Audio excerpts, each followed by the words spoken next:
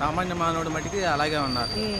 ఏంటంటే వ్యాపారాలు పెరిగిపోయినాయి తప్పించి ఆదాయం లేదు. అది మెయిన్ ఏంటంటే వ్యాపారం పెరిగింది కానీ ఆదాయం లేదు. గత ప్రభుత్వం 18 నెలల పరిపాలనలో ఎలా ఉంది సార్? ఈ వ్యాపారస్తులు నిజంగానే మీరు అన్నట్టుగా ఎక్కడ అడిగినా డల్గా ఉందంటున్నారు, కొంతమంది పనులు లేవంటున్నారు. ఇసుక దొరికినా పనులు ఎందుకుంటలేదు అంటున్నారు చాలా మంది. ఇంతపరంగా అంటే వ్యాపారానికి అసలు వాల్యూ లేకుండా ఇది తయారైంది. ఏంటంటే ఒక కూలి వాళ్ళు లేడు మెయిన్, అందరూ ఓనర్లే. ఓనర్ అనేసరికి ఏమవుతుంది, ఆ రూపాయి ప్రతి ఒక్కడు ఓనర్ అవుతే పాలేరు ఎవరు? ఇప్పుడు ముఖ్యమంత్రులు అందరూ ముఖ్యమంత్రులు అయిపోతే ఎవరి కాళ్ళు ముఖ్యమంత్రులు అయిపోదాం అనుకుంటారు తప్పించి ఇదెవరు ఎమ్మెల్యే అవుదాం అనుకుంటారు కదా. అది సార్ ఏంటి దీనికి కారణం ఏమంటారు? ఏదో ఇన్ఫ్లేషన్ ఎఫెక్ట్ అంటారా? ప్రజల దగ్గర డబ్బులు లేవు, ఉన్నా తీయట్లేదు అంటారా? అతిపుష్టి అనాపుష్టి, అప్పులు చేసేసి అప్పుల మీద జనాల మీద అదే ఒకరి దగ్గర డబ్బు తీసుకొని అప్పు తీసుకుంటున్నారు. ఆ అప్పు తీసుకెళ్ళి ఎక్కొట్టేసి మళ్ళీ ఇంకో ఏరియాకి వెళ్ళిపోతున్నారు. అదే ఇంకా దానివల్ల ఆర్థిక పరిస్థితి అలా అప్పు మీద నడుస్తుంది అంతే. అమరావతి ఎఫెక్ట్తో అన్న రియల్ ఎస్టేట్ కదిలిద్దాం అనుకున్నారు, మీకేమైనా చేంజెస్ కనిపించినాయా సార్? రియల్ ఎస్టేట్ అంటే పెద్దగా ఈ విషుగా ప్రకారం అయితే real estate first starting 1 month బాగానే ఉంది, తర్వాత చతికిలు పడిపోయింది అంతా. ఎందుకు సార్? ఎందుకంటారు? ఏదన్నా అపోహ ఉందా? నెక్స్ట్ ఎక్కడ ల్యాండ్ ఎక్వైరీ చేస్తారా, లేకపోతే ఎటు వచ్చిద్దని ఏదన్నా? ఎవరి కాళ్ళు రూపాయి పెట్టుకుంటున్నారు తప్పించి నాది ₹1,00,00,000 నాది 50 లక్షలు అని అంటున్నారు, కొనేవాళ్ళు లేరు. అది సార్ విజయవాడ పరిస్థితులు ఎలా ఉన్నాయి? చుట్టుపక్కల ఏదన్నా రియల్ భూమి ఏమన్నా ఉందా ప్రజెంట్? రియల్ భూమి బోల్డ్ అంత ఉన్నాయి కానీ కొనే నాదులు లేడు. ఎవరి కాళ్ళు అమ్మేవాళ్ళు ఉన్నారు కానీ. అది తదుపరి ఎలా ఉండబోతుంది సార్? చూసుకుంటే పవన్ కళ్యాణ్ గారు ఒక పక్క ఉప ముఖ్యమంత్రి, ఈ పక్క లోకేష్ గారు ఏమో ఐటీ సెక్షన్ చూసుకుంటున్నారు, విద్యాశాఖగా ఉన్నారు కాబట్టి ఏదైనా మార్పులు చేర్పులు ఉండొచ్చు సార్? దాన్ని వాళ్ళు సీనియర్ పరంగా తగు చర్యలు తీసుకుంటే బాగుంటుంది.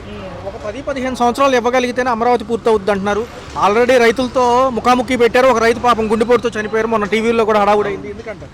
అది ఏదైనా సరే ఇప్పుడు మాస్టర్ అనేవాడు ఒకడే ఉండాలి, హెడ్ మాస్టర్ అనేవాడు. పదాకా మారుతూ ఉంటే దాని వైఫల్యం వేరుగా వెళ్ళిపోతూ ఉంటాయి.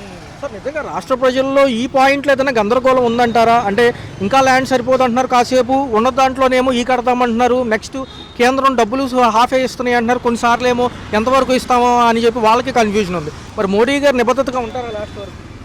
మోడీ గారు నిబద్ధతతో ఉండబట్టే ఇప్పుడు వరకు మనకి చాలా వరకు రన్నింగ్ అయినాయి. లేకపోతే మనకి ఎంత ఫాస్ట్గా రన్నింగ్ అవుతుంది రాజధాని.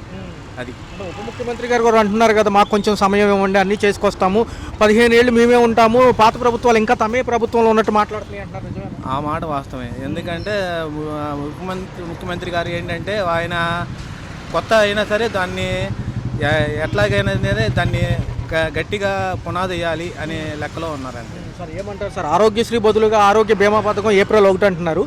గతంలో బకాయిలు ఉండటం వల్ల ఆ పథకాన్ని పక్కన పెట్టి ఒక కుటుంబానికి 25 లక్షల వరకు లిమిట్, ఎంతమంది ఉన్నా కానీ కుటుంబంలో. ఈ విధానం ఎలా ఉంటుంది? అమల్లోకి వస్తే బాగుంటుందా ఇంకా త్వరగా? అది మటుకి ఆరోగ్యశ్రీ ప్రకారం బాగుంటుంది అది. ఎందుకంటే ఆరోగ్యం ఏదైనా సరే అన్నం వైద్యం రెండు దేవుడిచ్చిన వరం, అలాగా మనకు ఏపీకి ఇచ్చిన వరం. అది ఏమంటారు సార్? ప్రైవేటీకరణకి వెళ్తేనే కొంతవరకు మనం ఏదైనా 17 మెడికల్ కాలేజీలు దాన్ని రూపుదిద్దగలం, లేకపోతే దిద్దలేమంటున్నారు కదా. ఏదైతే ప్రభుత్వాలకు సంబంధించి కొంతవరకు మన కంట్రోల్ 70% మనమే చూసుకోవచ్చు అట్లా అంటున్నారు కదా.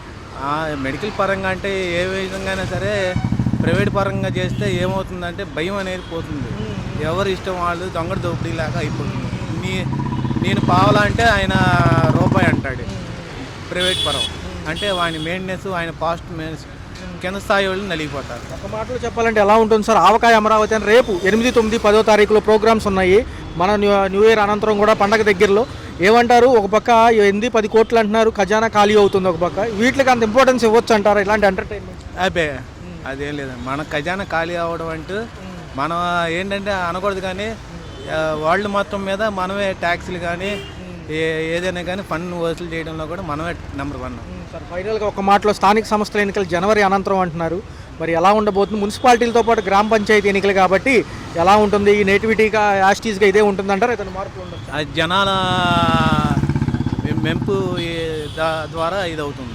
ఒక మాటలో మాజీ ముఖ్యమంత్రి గారికి ఏదైనా అవకాశం దక్కుతుందా? మళ్ళీ జిల్లాల యాత్ర, బస్సు యాత్రలు అంటున్నారు కదా. ఆయన కష్టం అయింది. ఆయన్ని తీసుకోకూడదు. ఎందుకంటే ఎవరి కాళ్ళే ఆయన్ని కూడా తీసుకోకూడదు. ఏంటంటే ఆయన కష్టం అయింది.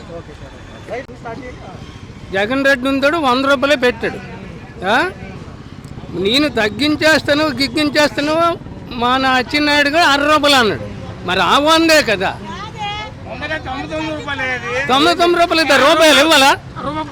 అవునా? ఎవరు కదా క్వాలిటీ ఎలా ఉంది మరి? క్వాలిటీ చచ్చిపోయింది. క్వాలిటీ ఎంతమంది చనిపోయి ఉంటారు? ప్రెజెంట్ డేట్ అంటే ఇప్పుడు ఒక 50 మంది 40 మంది అయిపోయారు. ఎలా అనిపిస్తుంది ప్రజెంట్ సిచ్యువేషన్ ఎట్లా ఉంది? ఏంటంటే జగన్ రెడ్డి గారు ఉంటాడు, పనులు లేవు.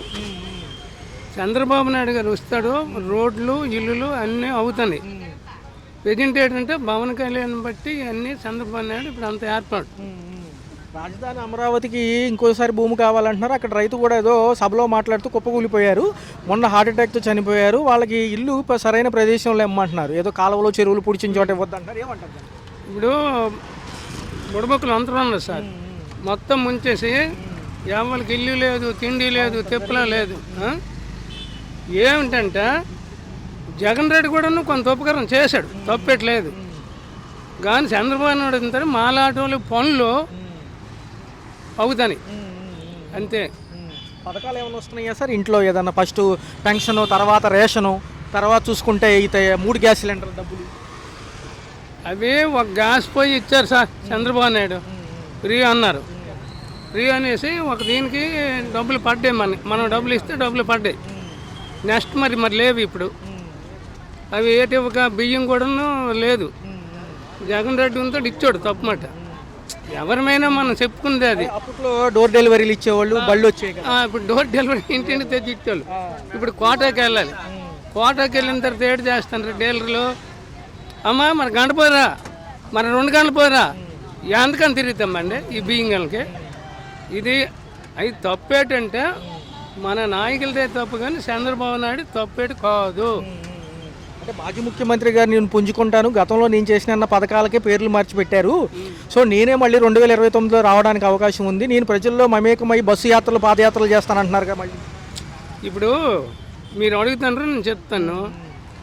ఆడవాళ్ళకి బస్సులు ఫ్రీగా ఇస్తాడు. ఈ ఆడవాళ్ళు వెళ్ళిపోతే మగవాళ్ళు మేడు చేస్తామో ఎవడు అనుకొని తింటాడు. అది ఒకటి. తర్వాత ఏంటంటే ప్రాబ్లం ఏంటంటే మాకు ఇంపార్టెంట్ ఏంటంటే మాది శ్రీకాకుళం జిల్లా సార్. మాకు అచ్చినాడు రామ్మోహన్ నాయుడు మాకు హెడ్.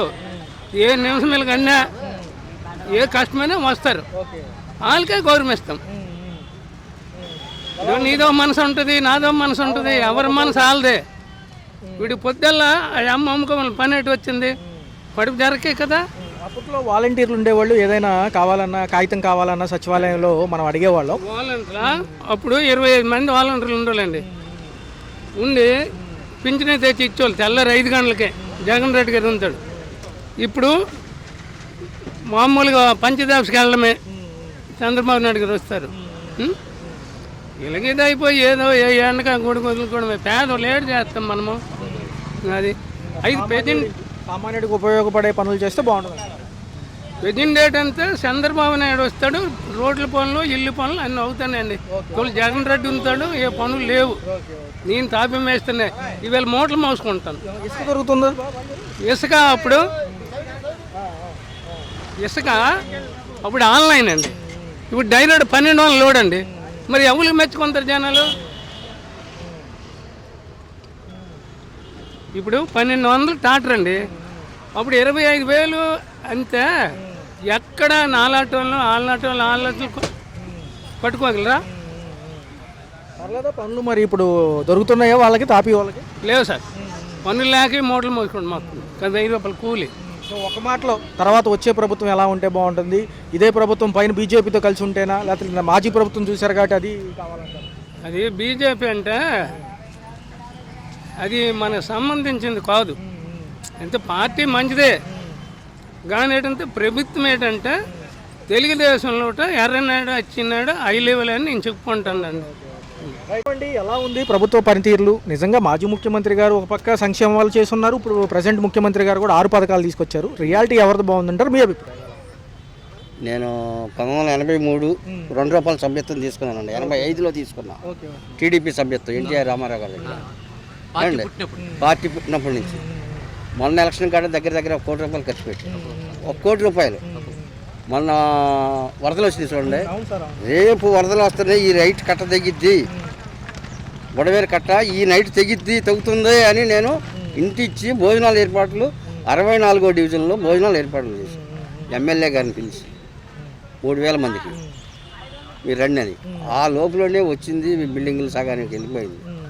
ఏంటి మరి మీరు ఆగండి, మీరు ఆగండి, మీరు మాట్లాడేటప్పుడు నేను ఎందుకు ఊరుకున్నాను చేశాను.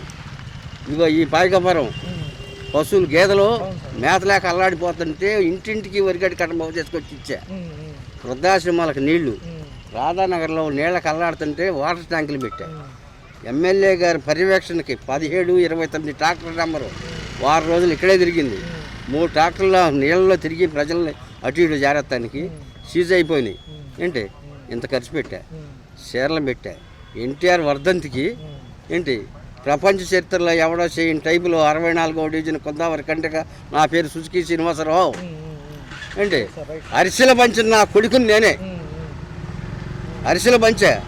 ఎన్టీఆర్ వర్ధంతికి, 2వ వర్ధంతికి చీరల పంచా. ఏంటి ఇంకా చెప్పకూడని విషయాలు చాలా ఉన్నాయి. ఇంత ఖర్చు పెట్టాను. సార్ మరి ఏమంటారు? నేను చెత్త ఏరుకుంటున్నా, ఎందుకు సార్ ఎందుకు? నేను చెత్త ఏరుకుంటున్నా. చెత్తలో వాటా కావాలంటున్నారు. నేను ఏరుకునే చెత్తలో కూడా ఎమ్మెల్యేలు ఏది ఈ ఒక్క కాన్స్టిట్యున్సీ ఈ ఒక్క ఎమ్మెల్యే కాదు, నూజివేడు అట్లే ఉంది, మైలవరం అట్లే ఉంది, గన్నవరం అట్లే ఉంది. అంటే నా వ్యాపారం ఏంటి అనేది చూసుకోండి. చెత్తలో వాటా కావాలంటున్నారు ఎమ్మెల్యేలు. నేను ఏరుకునే చెత్తలో ఇక్కడ మీరు బాగా పారేశారండి, దీంట్లో ప్లాస్టిక్ ఆ చెత్త ఈ చెత్త ఏరుకుంటే ఆ చెత్తలో వాటా కావాలంటున్నారు. అట్టుంది ప్రభుత్వం. ఫర్ ఎగ్జాంపుల్ ఏమంటారు సార్ మరి నాయకులు నిబద్ధతగా ఉన్నారు? మళ్ళీ కావాలంటే చూడండి టీడీపీ కార్యకర్తనే. అర్థమైంది సార్, అర్థమైంది. మీరు బాగా చెప్తున్నారు, అర్థమైంది. ఎలా ఉంది మరి నాయకులు చెప్పినట్టుగా చేస్తున్నారు, ఓన్లీ లోపభూయిష్టంగానే ఉన్నారు? లోపభూయిష్టంగానే ఉంది.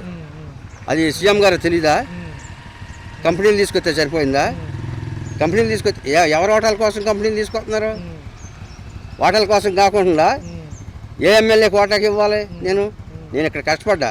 నేను నా వ్యాపారం వచ్చేసరికైనా మైలవరంలో ఉంది, గన్నవరంలో ఉంది, నూజివేడులో ఉంది. వీళ్ళకి ఓటాలు ఇవ్వాలి. ఎంత ఇవ్వాలి అది కూడా చెప్పండి. అక్కడే కేంద్ర కార్యాలయం ఉంది కదా మంగళగిరి, 60 సార్లు తిరిగా. నా నెంబర్ ఇస్తా, నా నెంబర్లో గ్రీవెన్స్లో చూసుకోవాలండి. 60 సార్లు తిరిగా. నా పరిష్కారం ఏంటి? నా వ్యాపారాన్ని ఎందుకు ఆపుతున్నారు? నేను రైట్ రైల్గా వ్యాపారం కావాలంటున్నా. ఏంటి లాలూచిగా వ్యాపారం కావాలంటున్నా. ఓకే, అన్ని ఇబ్బందులతో కూడుకున్న వ్యవహారాలే ఉన్నాయి. అన్ని ఇబ్బందులతో కూడుకున్న వ్యవహారం మామూలుగా కాదు.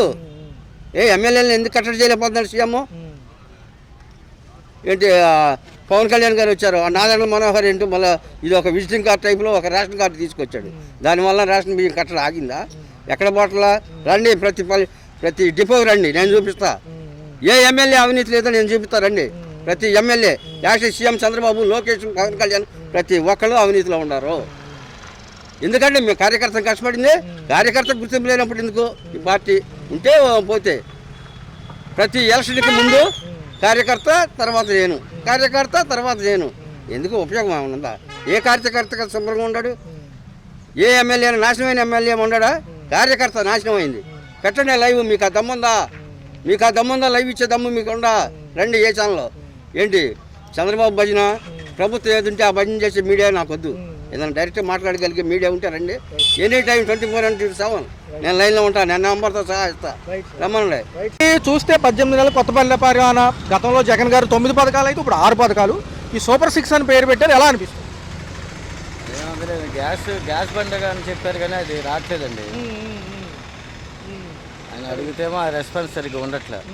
సార్ సామాన్యుడు ఎప్పుడు కూడా ధరలతోనే సతమతం అవుతాడు. కంట్రోల్లోకి వచ్చినట్టయిన ధరలు నిత్యావసర సరుకులు కానించి అన్నీ కూడా సరుకులు అంత కంట్రోల్ అయితే ఏం లేదండి, ఏమనిపించలే. ఇదే విధంగా చూసుకుంటే ఎలా ఉంది సార్? ఒక పక్క అమరావతి అంటున్నారు, ఒక పక్క ఏమో రోడ్లు గ్రేటర్ విజయవాడ చేస్తామంటున్నారు కదా. ఏమనుకోవట్లేదు. నాకు ట్రాఫిక్ అయితే ట్రాఫిక్ ఎక్కువైపోయి యాక్సిడెంట్లు ఎక్కువైపోతున్నాయి విజయవాడలో. మెయిన్ చాలా దరిద్రంగా ఉంది. సార్ చూసుకున్నట్లయితే క్యాబినెట్ మీటింగ్లో ఏమంటున్నారంటే అటు నూజివీడి వరకు, ఇటు పెనమలూరు, ఇటు పక్కేమో మొన్నటిదాకా ఇబ్రహీంపట్నం అన్నారు, మళ్ళీ ఆపారు. మరి ఈ లెక్కలో ఇవన్నీ కలుపుకుంటూ వస్తే ఇటు గన్నవరం కూడా అంట సార్. మరి ఏమంటారు, కలపొచ్చా? గన్నవరం దాకా కలపొచ్చండి. సిటీ పెద్ద చేయాలంటే మళ్ళీ కలపాలిగా. 10 ఏళ్ళ సమయం ఇస్తే పెద్ద రాజధాని చూడొచ్చు. దాంతోపాటు విమానాశ్రయాలు కూడా భోగాపురంతో పాటు ఇటు గన్నవరం కూడా అంటున్నారు. మరి ఏమవుతుంది? అంత ఐడియా లేదు. ఎలా ఉంది సార్ టోటల్గా చూసుకుంటే కొత్త ప్రభుత్వ పథకాలు 1వ తారీఖు పెన్షన్ కాడి నుంచి చూసుకుంటే రేషన్ తీసుకునే దాంట్లో ఏమైనా ఇబ్బంది ఉందా? రేషన్ తీసుకున్నట్లు ఇబ్బంది ఏం లేదు. అంటే గతంలో డోర్ డెలివరీస్ వచ్చాయి కదా సార్, ఇప్పుడు అది డోర్ డెలివరీ బాగానే ఉండేది. ఇదేమైనా వెళ్ళి తెచ్చుకోవాలి అంతే. ఒక పవన్ కళ్యాణ్ గారు ఏమో ఉప ముఖ్యమంత్రి, ఇటు పక్క ఏమో లోకేష్ గారు ఏమో విద్యాశాఖ ఐటీ మినిస్టర్గా ఉన్నారు. మరి ఎలా ఉంటుంది రేపు మన ఎవరైతే ఇక్కడ విద్యార్థులు కానివ్వండి ఉద్యోగస్తులు కానివ్వండి ఇక్కడ చేసుకోవడానికి అవకాశం ఉంటుంది ఒక 10 ఏళ్ళ సమయం ఇస్తే ఉద్యోగాలు ఉండొచ్చండి.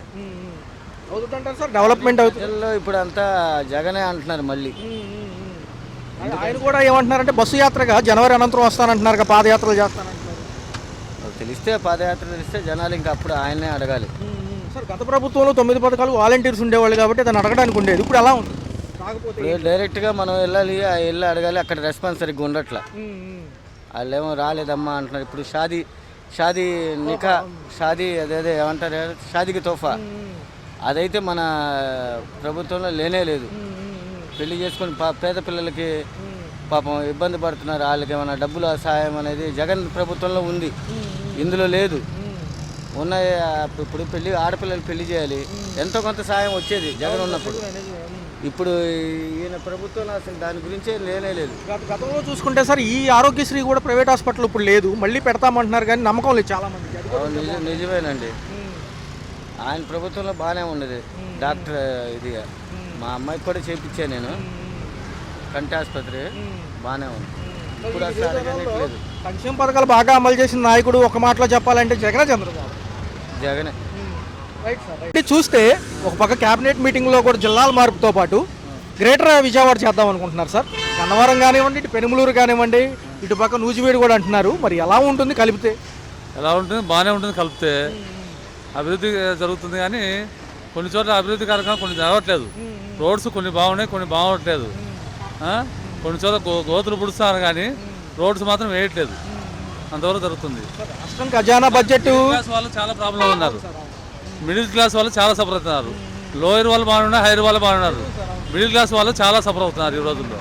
మిడిల్ క్లాస్ కోసం ఏదైనా ప్రత్యేకమైన పథకాలు ఇస్తే బాగుంటుందని నా అభిప్రాయం. ఎలా ఉంది సార్? కొత్తగా ప్రభుత్వాలు వచ్చిన తర్వాత కూడా ఎంటర్టైన్మెంట్ ప్రోగ్రామ్స్ మీద కాన్సన్ట్రేషన్ చేస్తుంది. ఈ అమరావతి ఆవకాయ అంటున్నారు, రేపు 8, 9, 10 నిజంగా అవసరం ఉందంటారు? అవసరం అంటే మరి చెప్పలేము. అది ఇంకా 5 సంవత్సరాలు అవుతాయి కానీ అమరావతి ఒక కొలిక్కి రాదు. ఇప్పుడు అభివృద్ధి చెందే ప్రసక్తి లేదు. 5 సంవత్సరాలు దాటితే కానీ మన అభివృద్ధి చెందే ప్రసక్తి లేదు. కేంద్రం భాగస్వామ్యంలో కాసేపు నిధులు వస్తున్నాయి అంటున్నారు, కాసేపు ఇవ్వలేదు అంటున్నారు, కాసేపు ఓల్డ్ అంటున్నారు. ఏమి నమ్మాలి అర్థం కావట్లేదు. అది ప్రజలకే అర్థం కావట్లేదు. ప్రభుత్వానికి ఏమవుతుంది, రాజకీయ నాయకులు అర్థమవుతుంది. వాళ్ళు చేసే కార్యక్రమం వాళ్ళకేం అర్థం కావట్లేదు, జనాలకేం అర్థం అవుతుంది. అది విశాఖపట్నం రుషికొండ కూడా ఆదాయ వనరు కింద మారుద్దాం అనుకుంటున్నారు సార్. ఎలా ఉంటుంది? హోటల్స్కి ఇవ్వచ్చు అంటారా, లేదా ప్రభుత్వ రంగమే హోల్డ్ చేసుకుంటే? ప్రభుత్వ రంగం హోల్డ్ చేసుకుని బాగుంటుంది. ప్రైవేట్ పరం చేస్తే అన్ని ప్రైవేట్ అయిపోతాయి కొన్ని రోజులకు. జనాలు కూడా ప్రైవేట్ అయిపోతారు. గవర్నమెంట్ జాబ్స్ కూడా ఉండవు ఇంకా కొన్ని రోజులు పోతే. ఏమంటారు సార్? టెండర్లకు కూడా కొద్దిగా తగ్గుముఖంగానే ఉంది వైద్య కళాశాలకు. ఏమైంది సార్ ప్రైవేటీకరణ? ప్రైవేటీకరణ ఇబ్బందికరంగా ఉంది. ప్రైవేటీకరణ చేస్తే ఇబ్బందికరంగా ఉంటుంది. పవన్ కళ్యాణ్ గారు ఉప ముఖ్యమంత్రి, ఇటు పక్క చూసుకుంటేనే గ్రామీణాభివృద్ధి శాఖ ఎలా ఉంది ఆయన పరిధి? ఆయనే చెప్పాలి, మనం ఏం చేయలేము. అది అంటే 15 ఏళ్ళ సమయం ఇవ్వమంటున్నారు కదా. టైం పడుతుంది, కొంచెం చేయాలి, చూడాలి, వేసి చూడాలి. విద్యాశాఖ మంత్రి ఐటీ మినిస్టర్ ఎలా చేస్తున్నాడు, ఆయన పరిధిలో ఆయన చేస్తున్నాడు.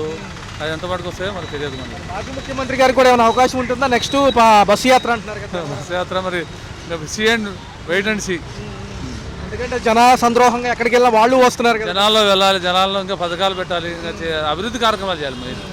మిడిల్ క్లాస్ వాళ్ళకి ఏం రావట్లేదు. ముందు మిడిల్ క్లాస్ వాళ్ళు చాలా సఫర్ అవుతున్నారు. ఈరోజు లోయర్ వాళ్ళు బాగున్నారు, హైయర్ వాళ్ళు బాగున్నారు, మిడిల్ వాళ్ళు చాలా సఫర్ అవుతున్నారు. దాని గురించి ఆలోచించాలి ప్రభుత్వం. అమరావతి చట్టబద్ధత వస్తుందంటారా? నెక్స్ట్ పార్లమెంట్ సెషన్స్లో అన్న గెజిట్లో బిల్లు పాస్ వస్తుందని అనుకుంటున్నాం. మరి ఏం జరుగుతుందో చూడాలి. వేసెన్సీ కట్టుబడి ఉంటారా మోడీ గారు పైన?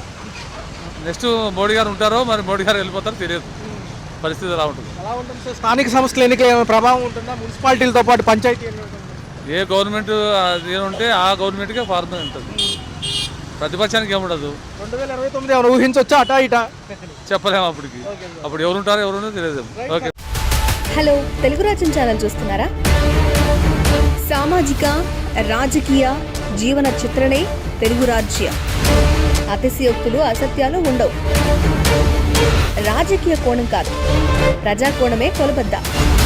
తెలుగు రాజ్యం వీక్షణ మీ ఉత్తమ అభిరుచికి నిదర్శనం.